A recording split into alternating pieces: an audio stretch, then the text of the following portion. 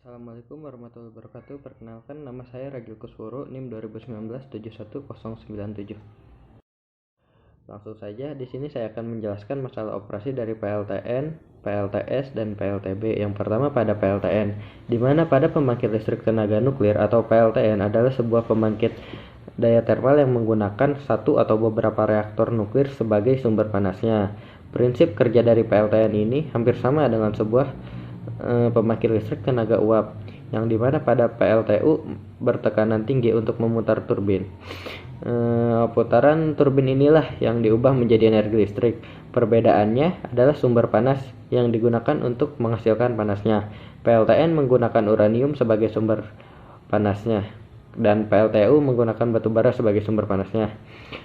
Kemudian selanjutnya ada pada masalah operasi pada PLTN. Nah, masalah operasi pada PLTN ini yang pertama yaitu bagaimana cara mengontrol dari reaktor nuklir. Nah, reaksi dari nuklir di dalam inti reaktor terjadi berantai dan memiliki daya ledak yang kuat, serta mengandung zat radioaktif yang berbahaya. Kemudian standar pengoperasian dan manajemen peralatan PLTN harus sangat baik sehingga terjaga dari kecelakaan.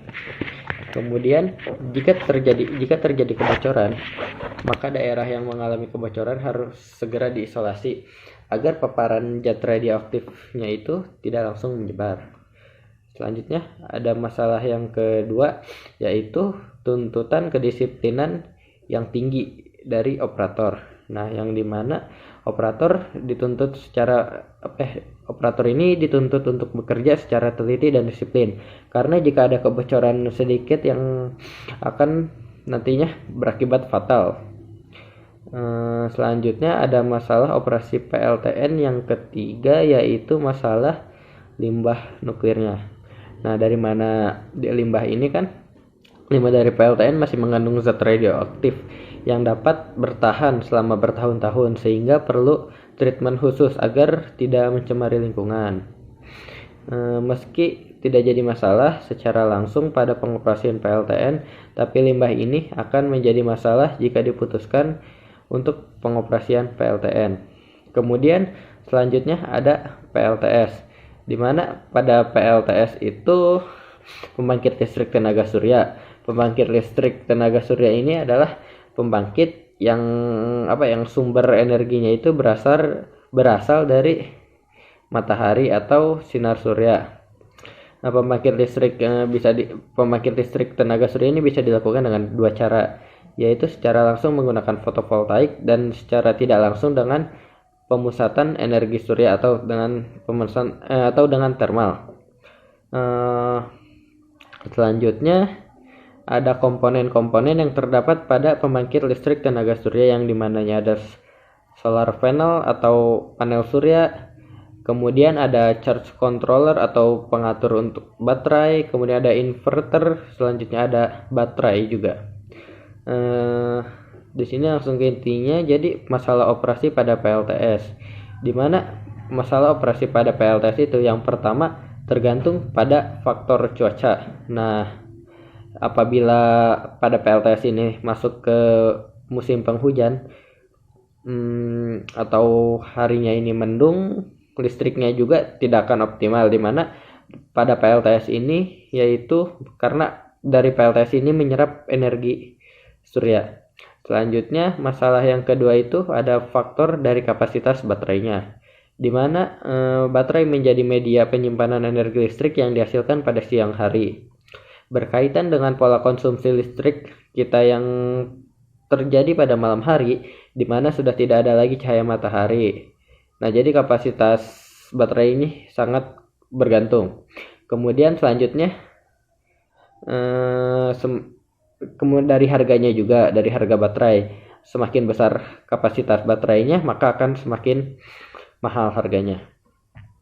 Kemudian selanjutnya ada masalah yang ketiga dari PLTS, yaitu masalah pada inverternya, di mana pada inverternya ini jika tidak dijaga dan dirawat dalam masa pengoperasian PLTS, kemudian terjadi kegagalan sistem operasi pada alat ini atau rusak, maka listrik yang dihasilkan panel surya tidak dapat kita manfaatkan untuk peralatan listrik yang menggunakan arus listrik bolak-balik atau apa ya? Karena listrik yang dihasilkan oleh panel surya masih berupa arus AC. Jadi arus DC. Jadi arus DC-nya itu tidak bisa berubah ke arus AC apabila dari inverternya ini bermasalah. Selanjutnya ada pembangkit listrik tenaga bayu atau tenaga angin. Nah, pembangkit listrik tenaga bayu ini atau PLTB adalah suatu pembangkit listrik yang energi terbarukannya itu bisa dibilang ramah lingkungan karena memiliki efisiensi kerja yang baik jika dibandingkan dengan pembangkit listrik terbarukan lainnya. Kemudian pada masalah PLTB ini yang pertama, operasinya ini sangat bergantung dengan kecepatan angin, di mana seingat saya ya, pengoperasian turbin anginnya hanya menghasilkan listrik pada kecepatan angin minimal 16 meter per detik dan kecepatan maksimalnya itu 17,1 meter per detik. Selanjutnya, jika kalau anginnya terlalu lambat kan turbinnya susah berputar juga meskipun sudah dibantu oleh motor yang terdapat pada turbin. Apabila terlalu kencang juga dapat mengakibatkan overspeed pada generatornya. Selanjutnya yang kedua, masalah operasi pada PLTB itu ada masalah pada baterainya dan peralatan inverternya. Nah, listrik yang dihasilkan dari PLTB perlu disimpan dalam baterai, sehingga pemanfaatan listrik dari PLTB dipengaruhi oleh kapasitas baterai.